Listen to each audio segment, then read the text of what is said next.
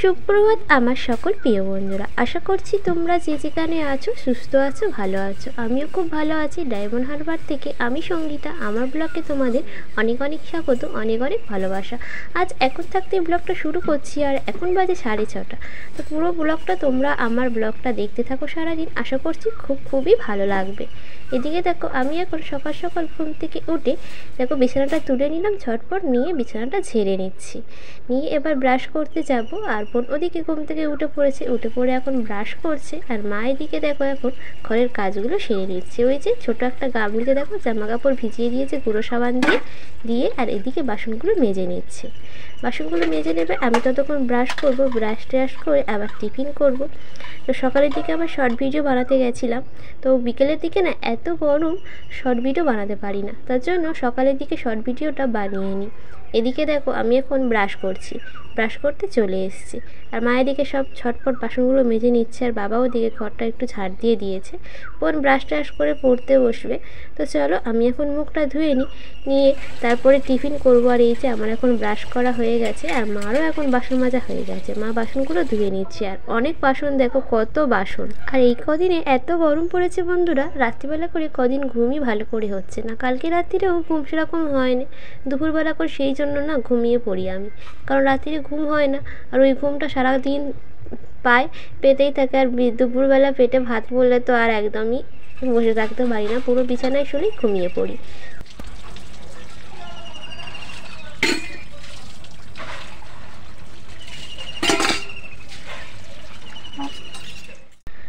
এই দেখো বন্ধুরা, আমি এখন চলে এসেছি টিফিন করতে, মুড়ি আর জল দিয়ে ভিজিয়ে বাতাসা দিয়ে ভিজিয়ে খেতে।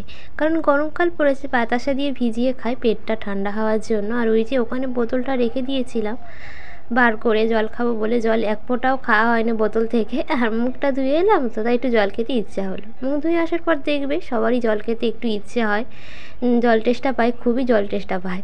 তো এসে জল খেলাম, খেয়ে এদিকে মুড়িটা নিয়ে নিলাম আর বাতাসা দিয়ে খাবো। টিফিনটা করে নিয়ে আবার বেলার দিকে আবার যাও কিছু খাবো।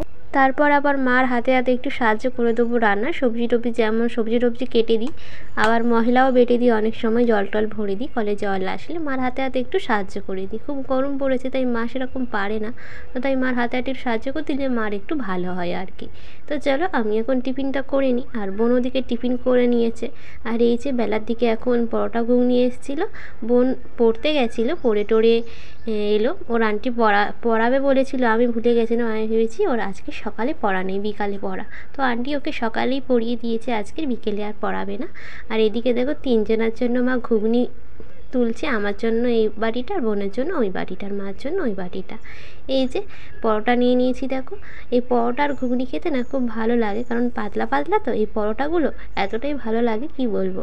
আর ওদিকে বোন এখন খাচ্ছে, বোনের জন্য আলাদা করে দিয়ে দিয়েছে। আর এদিকে মা আর আমার জন্য একটা গামলিতে নিয়ে নিয়েছে, দুজন মিলে খাবো একসঙ্গে। তাই বন্ধুরা এখন 10:30 বাজে, আর ওদিকে মা রান্না বান্না করবে, তার জন্য আমি এখন আনাজগুলো কেটে নেবো। ওদিকে মাছ পাইনি, সকাল থেকে মাছ খুঁজছিল, তো মাছ সেরকম আসেনি। একটু মাছের মাথা এসেছিলো, তো মাছের মাথা খাবে না বলে আর নেয়নি, তো একটুখানি ডাল করবে আজকের। আর ওদিকে কুমড়ো কিনেছে, মাছ পায়নি বলে কুমড়োর একটু গায়ে গায়ে তরকারি চচ্চড়ি মতো করবে গায়ে গায়ে, তো কুমড়ো সেই জন্য কিনেছে। আর ওদিকে উচ্ছে কিনলো, কচি কচি উচ্ছে, একদম কি করবে জানি না উচ্ছেটা। আনাজগুলো আমি ততক্ষণ কেটে নিই, যদি ভাজে তাহলে টুকরো টুকরো করে কেটে নেবো, যদি ভাতে দেয় তাহলে হাফ করে কেটে দেবো, ভাতে দিয়ে দেবে। আজকের মাছ পায়নি, তাই মা ভেবেছিল ডাল করবে। আর বাড়িতে কোনো সবজি ছিল না, তাই আলু সেদ্ধ তার সঙ্গে করবে বলেছিল।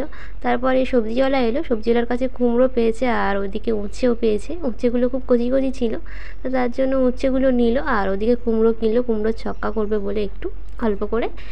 আর এদিকে সবজি খাওয়া তো শরীরের পক্ষে খুবই ভালো গরমের সময়। এই যে আলু ছাড়ানোর মেশিন দিয়ে আলু ছাড়াতে খুবই তাড়াতাড়ি হয়, আর খুব সুবিধাও হয়। বড়িতে ছাড়াতে গেলে কী হয়, একটু দেরি হয়, আর আমি তাছাড়া পারি না। আলুগুলো অনেক খোলা ছাড়াতে গেলে তো আলু গা থেকে অনেক বেশি বেশি হয়ে খসে যায় খোসার সঙ্গে। তো কুমড়োটা আমি এখন কেটে নিচ্ছি, আর কুমড়োর খোসা না খুবই শক্ত, তাই আস্তে আস্তে আস্তে আস্তে করে খোসাগুলো ছাড়িয়ে নিচ্ছি, যাতে না হাত না কেটে দেয়। আর উচ্ছেগুলো এত কচি, মা বললো তাহলে আজকের একটু উচ্ছে আলু ভাজা করবো। উচ্ছে আলু ভাজা খেতে খুবই ভালো লাগে, আর তেতো খাওয়া তো শরীরের পক্ষে খুবই ভালো। তো চলো আমি এখন সবজিগুলো কেটে নিই এক এক করে। আর কুমড়োটা টুকরো টুকরো করে এই যে দেখো কেটে নিয়েছি, এর সঙ্গে আলুও দেবো অল্প একটু। আর এদিকে মা এখন চালটা ধুয়ে নিচ্ছে, ভাতটা বসাবে বলে গ্যাসেতে। আমি ওই জন্য আলুগুলো খোসাগুলো ছাড়িয়ে নিচ্ছি, আলুগুলো শুধু চেলা করে দেবো, দিলে মা ভাতে ফেলে দেবে। তারপর উচ্ছে আলুগুলো টুকরো টুকরো করে কেটে নেবো, সরু সরু পাতলা পাতলা করে। সরু সরু পাতলা পাতলা করে কাটলে ভাজার পরে না খেতে খুব ভালো লাগে। তো সেই জন্য আমি সরু সরু পাতলা পাতলা করে উচ্ছে আলুটা কাটি। মাও কাটে, মা বেশি ছোটো ছোটো করতে পারে না, তাড়াতাড়ি করে রান্না করে একদিকে, একদিকে আবার সবজি কাটে। তো তার জন্য আবার ধৈর্য ধরে কাটার সময় থাকে না। তো আমি করছি বলে তাই সরু সরু করে কাটছি। দেখো কত সরু সরু হয়ে কেটেছি, দেখো খেতে খুব ভালো লাগে, আর ভাজাটা না খুব ভালোই হয়। তো চলো, সব সবজি কাটা হয়ে গেছে, মা এখন রান্নাটা বসিয়ে দিয়েছে। আর 11টা বাজলে আবার 11টার কাজগুলো সেরে নিতে হবে। এখন বাজে 11:30, আর ওদিকে জল টল সব ভরে নিয়েছি দেখো বালতিগুলো। আর মা ওদিকে একটু বসে আছে হাওয়াতে, এত গরম হচ্ছে, খুবই কষ্ট হচ্ছে। তাই মাকে বললাম আমি বাসনগুলো মেজে নিচ্ছি, তুমি একটু পাখায় বসো, তারপরে ঘর দর ঝাঁট দিয়ে দেবো বাসনগুলো মেজে নিয়ে। দেখো বাসনগুলো আমি এখন মেজে নিচ্ছি। আর এই বাসনগুলো না কয়েকদিনের বাসন, মানে 3 দিনের বাসন। কয়েকটা বাসন ফ্রিজে ছিল, কয়েকটা তরকারি ছিল ফ্রিজেতে রাখা ছিল, তার জন্য ফ্রিজে ছিল, সেই বাসনগুলো বার করে নিলাম, নিয়ে এখন মেজে নিচ্ছে। সেই তরকারিগুলো সব গরম করে নিল আগে। আর মা স্নান টান করে দিল বোনকে রান্নাবান্না করে। এখন স্নান টান করানো হয়ে গেছে মা, আর মা এবার স্নান টান করবে। তো চলো আমি এখন বাসনগুলো মেজে নিই, নিয়ে তারপর স্নান টান সারবো। আর গ্যাসেতে রান্না করেছে দুদিকে, তাই রান্নাটাও তাড়াতাড়ি হয়ে গেছে। 10টার দিকে, 10টা সাড়ে 10টার দিকে বসিয়ে দিয়েছে, খুব তাড়াতাড়ি রান্নাটা হয়ে গেছে। আর তাছাড়া সবজি টবজি সব কেটে দিয়েছিলাম, মার আর কাটতে হয়নি, অসুবিধা হয় না। আর এই যে বোন আর একটা বাসন দিয়ে গেল। মা একটুখানি যেই অরেঞ্জ কালারের যে গ্লুকন্ডি হয় না, সেই গ্লুকন্ডিটা কিনেছিল, সেই গ্লুকন্ডিটা গুলে খাওয়া দাওয়া হয়েছে, তার জন্য এই বাসনটা পড়লো, বাসনটা আমাকে দিয়ে গেল। মা কাটছিল, আর গরমের সময় গ্লুকন্ডি খাওয়া খুবই ভালো তাছাড়া। তো চলো আমার এখন বাসনগুলো সব মাজা হয়ে গেছে, কালি করা সবই মাজা হয়ে গেছে। আজকের কালি হয় না করা, উনুনে রান্না করলে করা কালি হয়, কিন্তু তেল ছিটে ভাবটা কড়ার তলা থেকে একদমই যায় না। তো ভালো করে মাজলাম, সেই জন্য কড়াটা তেল ছিটে ভাবটা দূর করলাম। তো চলো আমি এখন বাসনগুলো ধুয়ে নিচ্ছি, নিয়ে তারপরে ঘরটা ঝাঁট দেবো, দিয়ে স্নান করবো। আর মাথার চুলটা না একদম উপরে করে তুলে নিয়েছি ছেলে, এত গরম হচ্ছে। আর ঘাড়ের কাছে পড়ে থাকলে না খুবই চুল করছে, প্রচণ্ড গরম হচ্ছে, তার ঘামও সেরকম হচ্ছে। বন্ধুরা দেখো, স্নান টান সেরে আমি এখন চলে এসেছি ঠাকুর ঘরে পুজো দিতে। ফুলগুলো সাজাচ্ছিলাম এতক্ষণ। ফুলগুলো সাজাতে অনেকটা সময় লাগে, গাছে অনেক ফুল হয় গরমকালে। আর ঠাকুরঘরটা না ফুল দিয়ে সাজানো থাকলে ঠাকুরঘরটা দেখতেও কত সুন্দর লাগে। শীতকালে সেরকম ফুল হয় না, তাই ফুল পাই না, ঠাকুরঘরটা সেরকম সাজাতেও পারি না। ওই যে 2-4টে ফুল হয় তাতেই পুজো করা হয়। আর এদিকে গরমকালে খুব ফুল হয়, তাই সব ফুল পেরে এনে ঠাকুরঘরটা সুন্দর করে সাজানো হয়।